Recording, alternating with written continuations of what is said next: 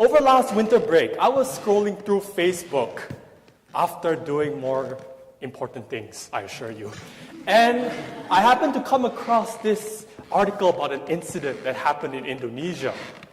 Now, long story short, an Indonesian manicure shop owner got ran over after trying to stop a fleeing customer who drove off instead of paying the $30 fee for the shop's services.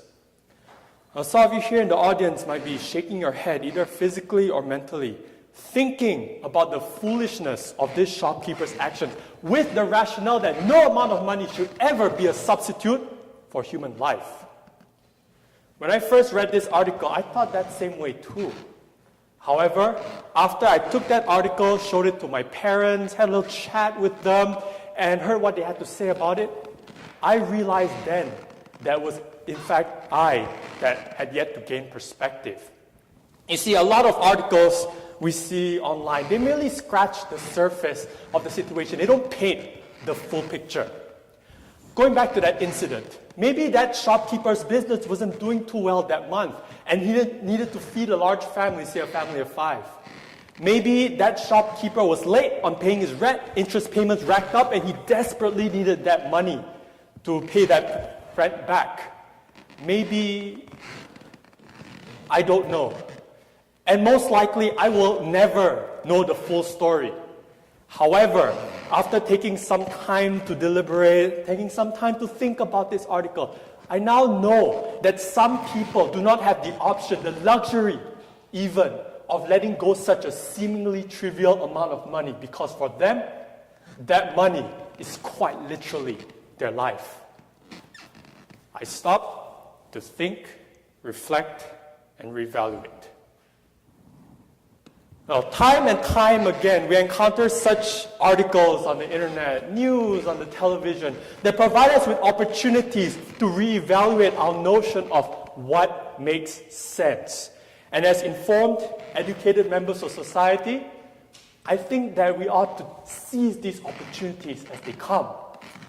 Think back to the times that you had debates and arguments with other people and how you walked out of those events having gained something. Not wins, but rather insight. Think about the sheer satisfaction that you got from having been able to change your thoughts, change your notions, change your perspective about a certain subject matter. Unfortunately, this doesn't always happen. Through no fault of ours whatsoever, the way that we think is oftentimes biased, either by the things that we encounter while we're growing up or by the things that we see and encounter in our daily lives. In his book, Thinking, Fast and Slow, Nobel laureate prize winner Daniel Kahneman describes this sort of thinking as System 1 thinking. I'm sure some of you have heard of this before. System 1 thinking is thinking that is fast, instinctive, emotional. We don't need to expand that much effort to do System 1 thinking. However, it causes us to be hasty. It causes us to jump the gun, jump to conclusions, scream, shout, he's wrong, she's wrong, you're wrong, all wrong, you're wrong, everything's wrong. Rather hasty now. But not to worry. Kahneman also provides us with a second form of thinking, what he calls System 2 thinking. System 2 thinking is thinking that is slower, more logical, more deliberate. We use System 2 thinking in a broad range of activities, including mental math, acute observation, and purposeful body movements. But most importantly, System 2 thinking allows us the time to pause, even if just for a short moment. And in that moment, we have the opportunity to stop, pause, think, reflect, and reevaluate the events that come our way. And realize that we're not the only ones who think our viewpoint is the right one. In this day and age, especially when a certain someone is being rather active on social media, fake news is all around us, and there are people capable of emulating the faces and voices of US presidents, both past and present. It is ever so easy for people to surround themselves, drown themselves in the chaos of it all. People choose what they want to believe in. We choose what we want to believe in. And that oftentimes means that we choose to believe the majority opinion, which may or may not accurately or precisely reflect the truth of the matter. Sometimes we do this out of fear. If you're not with me, you're against me. Or we do it out of convenience. If you can't beat them, join them. These social phenomena mentally constrict us, but I guess understandably so. Most of us, myself included, whether we like it or not, we are conscious about the way that other people perceive us, the way that other people think of us. As they say, first impressions count. What would my friends think if I were to suggest this idea?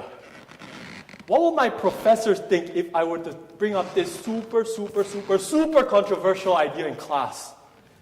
Would she hate me till the end of time if I were to say this? These thoughts that the little voice in our head is constantly yakking and yakking our head is something like a rope tied around our waist, constantly yanking us to one side with biased thoughts, biased actions, and biased words. However, we can cut the rope. What if we slowly but surely change that question that the voice in our head is telling us into something like, what would people think of us if we took the time and effort to stop, think, reflect, and reevaluate the news that we see online, the news that we see on television, the debates and argument points that people give to us, so on and so forth? Because at the end of the day, as the late American author and minister Norman Vincent Peale once said, you change your thoughts and you change your world. Thank you.